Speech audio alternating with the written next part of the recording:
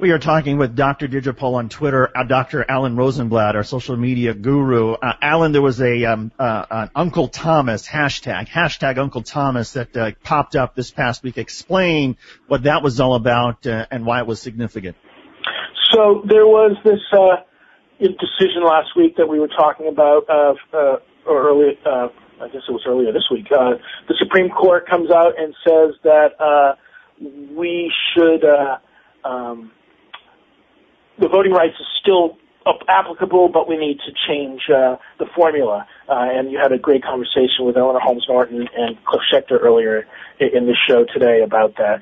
And among the reaction to it was pretty strong that by removing this formula, which required pre-approval for the key offender states, who tried to use the law to disenfranchise minorities, African Americans especially, in their states, that they had to get pre-approval from the Justice Department.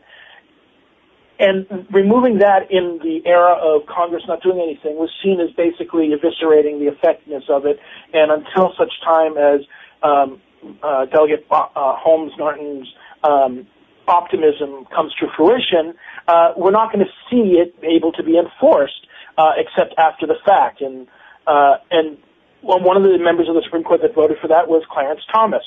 And a lot of people erupted saying, this was, in the tradition of the Uncle Tom icon, that he was an Uncle Thomas.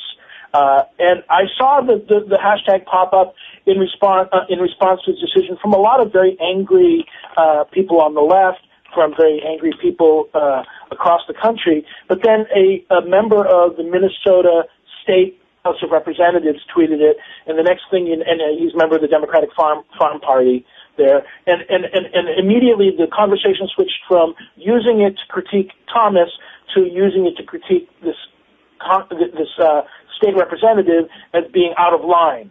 So it just struck me as odd that it was an honest, powerful emotional response from a lot of people who were very upset with Clarence Thomas's vote in the decision. But as soon as a politician struck out and said it, there was backlash. Now, this may just go back and suggest that, well, maybe Bill and Hillary are right not to get involved in Twitter if this is the reaction.